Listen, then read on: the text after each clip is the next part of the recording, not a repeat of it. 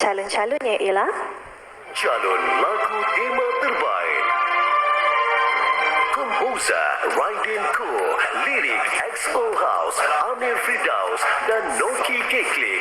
Penyanyi Han Hakim dan Noki Keklik untuk semua jiwa. Komposer Ismail C. Ahmad dan 11 Tonight. Lirik Zul Zaba dan Izzy Farhana. Penyanyi 11 Tonight, Amir Ahnaf dan Rico Agus. Kudita. Komposer Musa. Lirik Nana Azmi. Penyanyi Azlan and the Typewriter dan Musa. Bara Jiwa.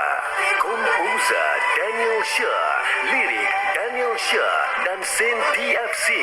Penyanyi Daniel Shah, Kakak Azraf dan Sen TFC. Kita pasti boleh.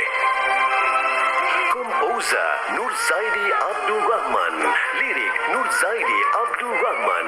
Penyanyi Datuk Sri Siti Nurhaliza. Sesal.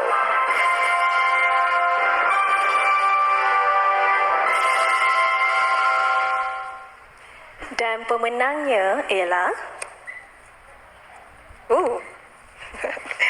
lagu Bara Jiwa. Penyanyi Azlan and the Typewriter dan Musa. Filem Black Brothers.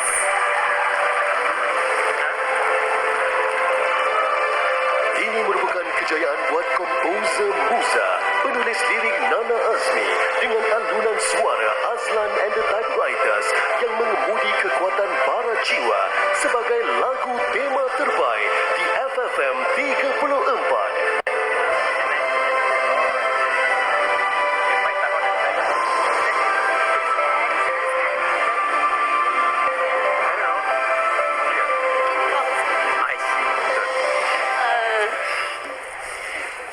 Assalamualaikum semua. Saya nak ucapkan terima kasih dan rasa bersyukur. Oh, nervous. Muza sampai ke pesan. Terima kasih kepada Finas.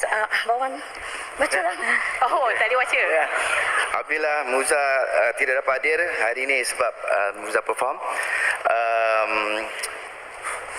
Bersama orkestra malam ini kami Velveton on behalf of Muza, terima kasih kepada FFM Director Black Brothers, Abil, Thank you so much. Thank you Abilash. Thank you semua. Panjang sangat. Datuk Yusuf Aslam. Thank you Datuk. Thank you.